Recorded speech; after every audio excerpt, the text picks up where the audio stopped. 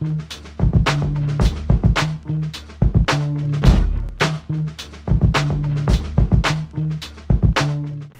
yeah, it was you know, that role. I was doing my job 9 to 5, and hip hop was kind of the background. I always had equipment. I kind of never stopped making beats. I wasn't crazy prolific. Like I didn't sit down every day and like I'm gonna make a beat today. I'm gonna make a beat today. I would just, you know, I'd get the feeling, you know, and that's kind of how I used to turntable. I used to just like to sometimes put on 2 records and spin. It just felt good. It would be like riding your bike around the park. I want to spin 2 records and beat juggle for a minute, you know, and it was good. I have some equipment, you know what I mean, but I picked up the bass. Like, you know, and what's crazy is I wish I would have never put music down, like formal music training back then, because I see now, like what's funny, I gravitate to, I play J Dilla bass lines and I play, you know, like neo soul kind of stuff. So I understand like what it is. Like I understand the chord structure under it now. And I'm like, oh my God, I remember when I used to sample and you change the pitch, you change the speed of a record, the pitch changes, you would be out of key.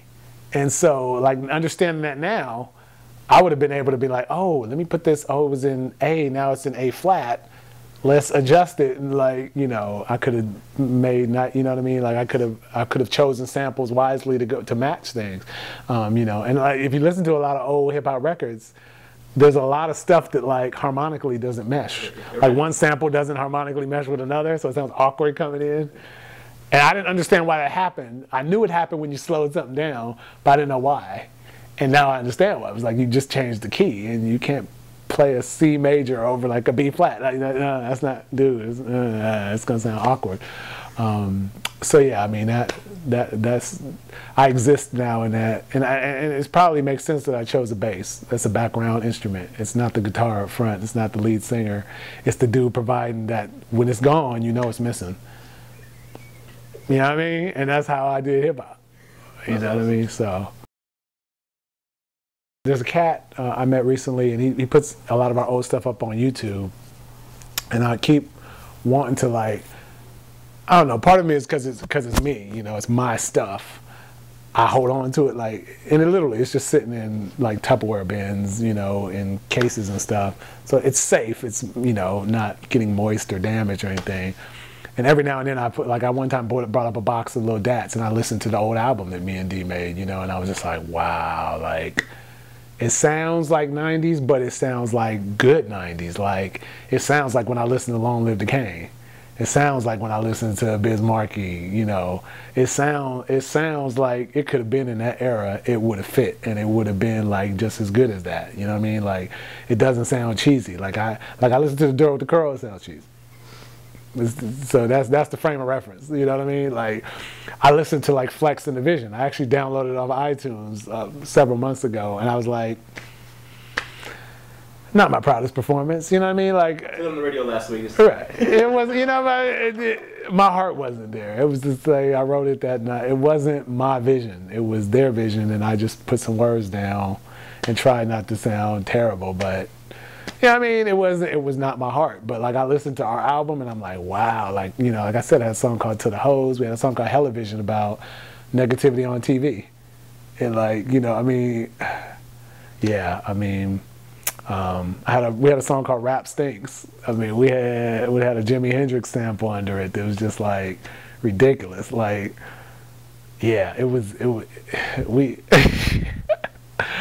yeah, man, I don't want to say like it would have been like revolutionary like the Beatles' White Album, but it was not happening on the West Coast.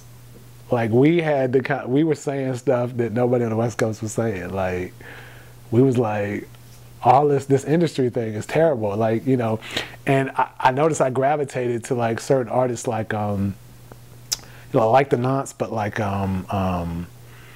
God, like the Dillas, like that kind of era of beat making. And there's a cat named J-Zone out of New York. Love J-Zone, man. I just love his irreverence, and like, you know, he's really into the lady thing. But his first album, Music for Tu Madre, that's a beast album. That is a beast album. I was like, and like certain dudes like that, like these in the cut dudes, are like, wow, you hit me, man. Like, and that's the kind of music I make. You know what I mean? So every now and then, like I listen to it, I'm like that. And I'm like, oh, I should be making a record. Like I got some ideas and some thoughts that I want that nobody's saying, but you know what I mean? It's like, I don't know if I'm just genetically made up to like distaste the popular media, you know what I mean? But on the flip side of it, like I look at something like American Idol, and I think that's genius. Cause I'm like, that he just pulled down, you know, the Wizard of Oz's curtain. Like all these people you see on stage, I don't care how big they are, they're nobody. They're just people who background people made. You know what I mean? Like people crying over Whitney Houston passing. I met Clive Davis. He made Whitney Houston. Without Clive Davis, Whitney Houston would have been ghetto from day one and stayed, you know what I mean? Clive Davis signed Aretha Franklin, did the same thing to her. He signed Alicia Keys, did the same thing. He just does the same thing over and over. He doesn't change his formula. He just has a winning formula. You know what I mean? Like he finds a really talented person and then surrounds them with the right songwriter and the right image and the right persona and makes them an icon. He's done it 3 times. Like, you know what I mean? I can't doubt the dude. I met him. I've talked to him. So I probably can't change the way I think. You know what I mean? Like the way I feel the music is this background role that, like, you know, I did get that moment where I got to go on stage a couple months back for the fellowship, you know, and that was refreshing. But it was one night, and I was good with it. You know, I didn't feel like, oh, I got to go on tour now. I got to make a whole album now. You know what I mean? That's not my calling. Like, I could see that, like, signing the deal meant, oh, I got to ride in, like, a tour bus with y'all for, like, 3 months and go around. Dude, I would rather be at home on my sofa with my daughter and watching cable and my wife, and, you know. So I'm just not cut out for, you know, that genre of things. And you know, I don't know, there may be some space if I find the right comfortable way I can entrust somebody to take all these tapes I got and say, like, you know, take them out, listen to them, do what you want. You know what I mean? Like I have a 4-track still that I bought off of eBay. It's in shrink wrap now because I have it. I'm like, it's hermetically sealed. At some point I could put my 4-track cassettes in and listen to those too. You know what I mean? Because yeah, I mean we did demos and demos, and I mean I've had kids that I only have a relationship because they came to my house and recorded 5 songs, and then I gave them a mix down and never really hung with them ever again. Never, you know what I mean? So there's like some no-name kids too, you know, that, and you know, some of it was nice. It was some hot stuff. I remember one time I made a beat for one dude, these one kids, and I was just playing on my sampler, and I did that mic thing where I started the bass line on a different downbeat. And it was hot, but I and they recorded on it, and I was like, that was kind of cool. And then Meen Green came over, like, a couple weeks later, and he was like, I need a beat, Sumbi, I need a beat, I need a beat, I need a beat. And I was like, I don't feel like just making a beat off the head right now. I'm not one of them, like, Manny Fresh 15-minute beat maker dudes. I like to, you know, saute that beat a bit. So I pulled out, I took the 2 kids on that track. I was like, that track is hot. Me, and he killed it. He did a song called Seaman Boxing Gloves. And like literally the song title is like, you know, he used to sit around and play the dozens, like Bag and stuff, back and forth with him and other MCs. They used to just sit, smoke weed, and, you know, goof on each other.